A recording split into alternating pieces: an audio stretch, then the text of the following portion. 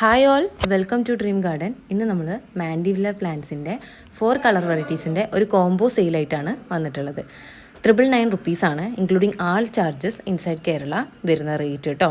ഇതുപോലുള്ള ബുഷി ആയിട്ടുള്ള പ്ലാന്റ്സ് ആണ് നമ്മൾ അയക്കുന്നത്.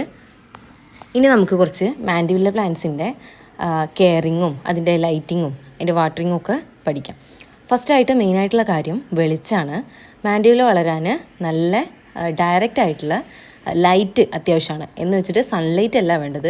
ഓവർ സൂര്യപ്രകാശം കിട്ടിക്കഴിഞ്ഞാൽ ചൂടുള്ള സൂര്യപ്രകാശം കിട്ടുമ്പോൾ അതിൽ ലീവ്സ് കരിഞ്ഞു പോകാനുള്ള ചാൻസസ് ഉണ്ട്. അപ്പോൾ അത് ഒന്ന് ശ്രദ്ധിക്കുക. പിന്നെ ഈ പ്ലാന്റ്സ് എല്ലാം സിംഗിൾ പ്ലാന്റ്സ് ആയിട്ട് വാങ്ങേണ്ടവർക്ക് അങ്ങനെയും വാങ്ങാം. ഒരു പ്ലാന്റിന് 230 പ്ലസ് കൊറിയർ ചാർജസ് ആണ് വരിക കേട്ടോ.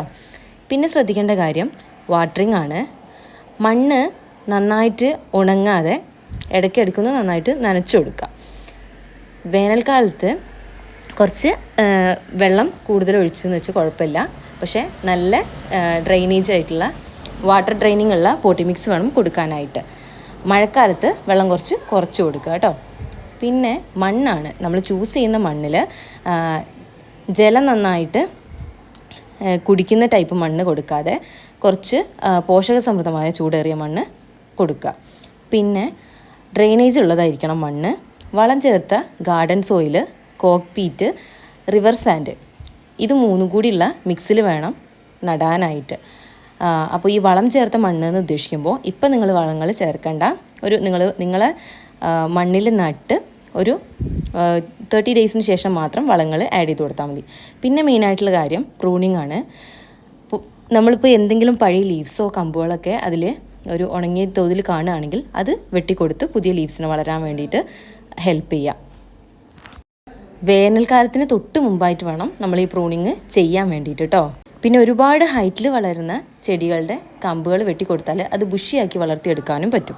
കുറച്ചും കൂടി ചൂട് ഇഷ്ടപ്പെടുന്ന ചെടിയാണ്. തണുത്ത കാറ്റോ ഉണ്ടാകുമ്പോൾ അതിൻ്റെ ലീവ്സ് ഡാമേജ് ആവാനുള്ള സാധ്യത കൂടുതലാണ്. നെക്സ്റ്റ് ഫെർട്ടിലൈസറാണ്. നമ്മൾ വളർച്ചയ്ക്ക് വേണ്ടിയിട്ട് മാസത്തിലൊരിക്കൽ ലിക്വിഡ് ഫെർട്ടിലൈസർ യൂസ് ചെയ്യാം.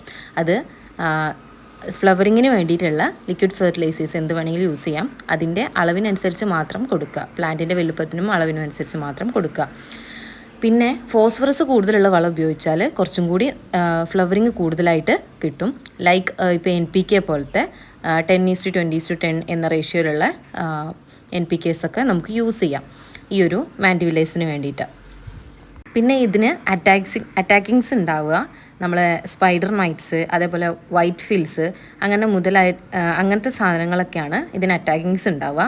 അപ്പോൾ അതിന് വേണ്ടിയിട്ട് ഒരു 2 ml നീം ഓയിൽ ഒരു 1 ലിറ്റർ വാട്ടറിൽ മിക്സ് ചെയ്തിട്ട് സ്പ്രേ ചെയ്ത് കൊടുക്കാം. അല്ലാന്നുണ്ടെങ്കിൽ സോപ്പ് വാട്ടർ ഉപയോഗിച്ചും നമുക്കിതിനെ ഫംഗിസൈഡ് പോലെ യൂസ് ചെയ്യാം കേട്ടോ.